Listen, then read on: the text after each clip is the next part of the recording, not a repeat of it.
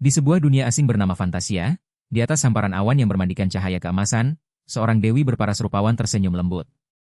Hari itu, ia baru saja memanggil sekelompok manusia terpilih dari bumi, mereka yang katanya ditakdirkan menjadi pahlawan.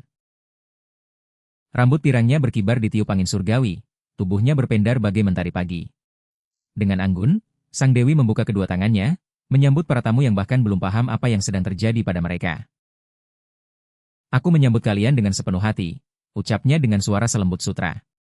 Namun bagi mereka yang baru saja tiba, ini adalah kejadian yang sama sekali tak masuk akal, sebuah keanehan yang datang tanpa peringatan. Sekelompok murid sekolah menengah mendadak muncul di tempat antah berantah itu, saling berpandangan dengan wajah bingung dan panik. Di mana ini? Apa ini semua cuma lelucon belaka? Gumam salah satu dari mereka. Semuanya terjadi di penghujung hari, tepat ketika wali kelas mereka keluar sebentar dari ruangan. Dalam sekejap, dunia mereka berubah. Bahkan ponsel di genggaman mereka kini mati total, seolah rusak entah bagaimana. Lantai ini, terbuat dari awan? Yang benar saja, apa ini sungguhan? Tak seorang pun mampu mempercayai pemandangan mustahil yang terbentang di depan mata mereka. Tenanglah, kalian tak perlu merasa takut atau waspada, kata sang dewi berusaha menenangkan kerumunan murid yang mulai gelisah dan saling berbisik satu sama lain. Ketahuilah, kalian telah dipanggil ke sini untuk sebuah tujuan mulia, menyelamatkan Fantasia, dunia yang kini tengah berada di ambang bahaya besar. Dan akulah yang memanggil kalian, aku, sang dewi penjaga dunia ini. Dipindahkan ke dunia lain? Sungguh? Yang benar saja.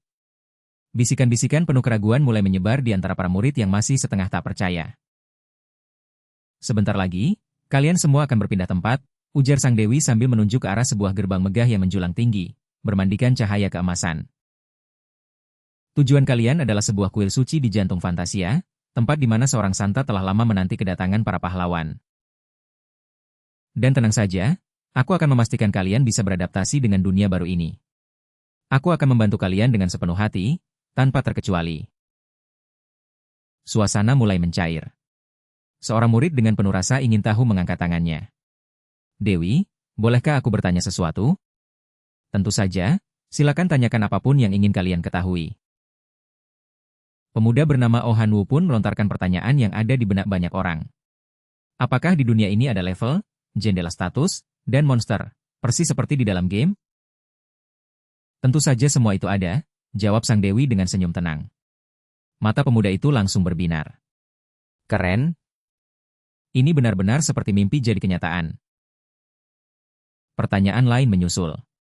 Kalau ini memang dunia fantasi, apa suasananya seperti abad pertengahan? Apakah di sini ada pangeran, kerajaan, dan para ksatria juga? Tentu, semua itu ada di dunia ini, jawabnya lagi.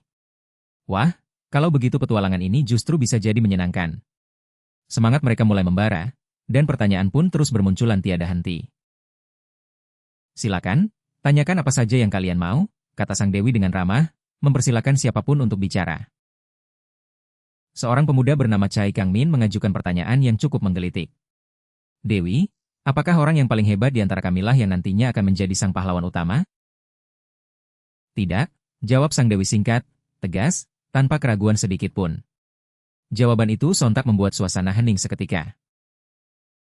Tapi, lanjutnya, membuat semua orang menahan napas, menanti kelanjutan dari ucapannya. Seluruh murid kini terdiam, menyimak setiap kata dengan saksama, penasaran akan rahasia yang hendak diungkap sang dewi. Hanya melalui pengakuan dan restu dari para dewa, kalian bisa terlahir kembali sebagai seorang pahlawan sejati.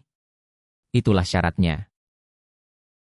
Aku sungguh menantikan penampilan hebat kalian nanti. Namun di antara kerumunan, seseorang mulai curiga. Perasaanku saja, atau sikap sang dewi memang terasa sedikit berbeda, ya? Ada yang berbisik sambil terkekeh, ya, mungkin bahkan seorang dewi pun tetap menyukai wajah yang rupawan. Suasana pun kembali cair oleh gelak tawa kecil. Kali ini, seorang gadis mengangkat tangannya dengan sopan. Dewi, bolehkah aku juga bertanya? Perkenalkan, namaku Yubora, ketua kelas dari rombongan ini. Tentu, silakan. Apa yang ingin kau tanyakan, wahai pahlawan Yubora? Sahut sang dewi dengan senyum anggun. Aku paham dunia ini sedang dilanda krisis, dan bantuan kami memang sangat dibutuhkan. Tapi ada satu hal yang mengganjal, apakah kami masih bisa menghubungi mereka yang kami tinggalkan? Sebab kami dibawa ke sini begitu tiba-tiba, tanpa sempat berpamitan. Aku sungguh khawatir keluarga dan para guru kami di rumah pasti sedang mencemaskan kami saat ini. Untuk pertama kalinya, Sang Dewi terdiam. Sejenak, senyumnya memudar, dan keheningan yang canggung menggantung di udara. Sayangnya, hal itu akan sangat sulit dilakukan. Wajah Bora menegang. Lalu, kapan kami bisa pulang kembali ke rumah? Kalian bisa kembali, jawab Sang Dewi, yaitu setelah kalian berhasil mengalahkan Sang Raja Iblis Agung. Sebuah syarat yang terdengar begitu berat dan tak masuk akal. Seketika, suasana berubah riuh. Dewi, aku juga punya pertanyaan. Tunggu dulu, kalau begitu berarti. Aku juga ingin bertanya. Kepanikan mulai menjalar di antara mereka. Aku pun ada sesuatu yang ingin kutanyakan. Satu persatu tangan mulai terangkat, penuh kegelisahan. Para pahlawan yang baru saja bersemangat itu kini berlomba-lomba melontarkan pertanyaan, dipenuhi rasa cemas akan nasib mereka. Namun di tengah kegaduhan itu, masih adakah pertanyaan lain? Tanya Sang Dewi, suaranya tetap tenang di tengah keriuhan. Di tengah keramaian, satu tangan kembali terangkat, kali ini dengan gerakan yang tenang, berbeda dari yang lain. Silakan, katakanlah. Sebenarnya, ini bukan sebuah pertanyaan, melainkan sebuah permintaan, ujar pemuda itu dengan nada datar. Tolong kirim aku kembali ke bumi sekarang juga. Semua mata tertuju padanya. Sang Dewi sedikit terkejut. Bukankah barusan sudah kujelaskan soal itu? Pemuda itu menatap lurus, tanpa ragu. Soalnya begini, bagiku, semua ini tak ada artinya. Aku tegaskan sekali lagi, aku ingin dikembalikan langsung ke bumi. Sejujurnya, aku sama sekali tidak tertarik untuk menjadi seorang pahlawan atau semacamnya. Jangan bilang mengembalikanku ke bumi itu suatu hal yang mustahil, tanyanya dengan nada mulai meninggi. Tentu saja bisa, jawab Sang Dewi. Hal itu bukanlah sesuatu yang mustahil. Tapi kau harus mengerti, dunia ini, tempat tak terhitung banyaknya nyawa menggantungkan harapan, kini sedang berada di ambang kehancuran total. Namun apapun yang dikatakan Sang Dewi, tekad pemuda itu tak sedikit pun goyah. Baginya, ada sesuatu yang jauh lebih penting daripada menyelamatkan dunia asing ini. Semua ini demi keluargaku. Coba pikirkan, bagaimana mungkin seorang pria yang justru membuat keluarganya cemas dan menderita, bisa disebut menyelamatkan dunia? Kata-katanya menusuk, membungkam ruangan. Suasana pun berubah hening seketika. Tak ada yang mampu membalas ucapan pemuda yang begitu teguh pada pendiriannya itu. Sang Dewi menatapnya dalam-dalam. Kalau begitu, siapa namamu, wahai anak muda? Namaku Kang Hansu, jawabnya mantap, tanpa gentar menatap balik Sang Dewi. Ini nama pemberian kedua orang tuaku yang penuh kasih, setelah mereka pertimbangkan matang-matang. Sang Dewi lalu menyapu pandang ke seluruh ruangan. Adakah orang lain, sepertinya, yang juga tak berminat menjadi pahlawan? Katakanlah sekarang, jangan sungkan. Aku takkan memaksa siapapun yang tak menginginkannya, ujar Sang Dewi menawarkan pilihan. Hening. Tak seorang pun bersuara. Sungguh, tak ada seorang pun?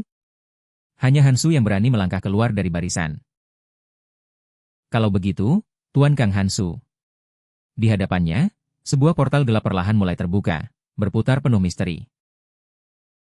Kau boleh pergi meninggalkan tempat ini sekarang. Hansu mengangguk lega. Ah, baiklah. Terima kasih. Oh iya, tolong sampaikan pada Yongvi bahwa aku minta maaf, ya, serunya pada teman-temannya. Tenang saja, aku pasti akan segera kembali. Portal itu berputar semakin kencang, cahayanya menyilaukan, perlahan menarik tubuh Hansu masuk ke dalam pusarannya. Sampai jumpa lagi, nanti kita bertemu di bumi. Itulah kata terakhirnya sebelum tubuhnya lenyap di telan cahaya. Namun, yang menyambutnya di ujung sana bukanlah rumah yang hangat, bukan pula wajah keluarganya.